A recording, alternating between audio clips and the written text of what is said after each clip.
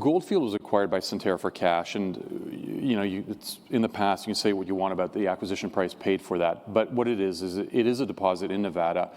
It's essentially fully permitted. Now, I say essentially because as we look at a different concept for the asset, there may be some incremental permit modifications that need to be made. But what the company thought it bought was a sulfide and oxide project with three-stage crushing for gold recovery. At the end of the day, there just isn't enough material to justify the capital investment in three-stage crushing. So what we're doing here is pivoting to see if we can focus on oxide only, and there's an oxide core, and do run-of-mine heap leaching. Way lower capex, way lower operating complexity.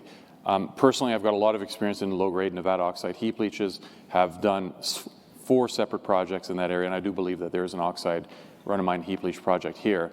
And so we need to do 2 things to prove that concept. One is we need to find more oxide. We don't currently have quite enough, so we're drilling a couple targets on the site, and we're getting pretty good hits so far. We want to get to about 1 million ounces of resource of oxide. The second is we're running bulk samples on large diameter columns to see what kind of recoveries we'll get on the run-of-mine. So if number 1 is 1 million ounces, number 2, if we can get to the mid-60s on recovery, which by the way is pretty standard for run-of-mine oxide material in Nevada. There's nothing metallurgically complex about the oxide material at Goldfield.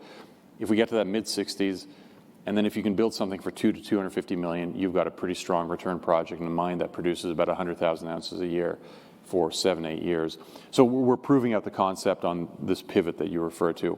We're going to put out a resource estimate at the end of the year, and depending on whether the column tests yield favorable results, we would also put out a concept on what a path to execution and further study looks like with the end of the year.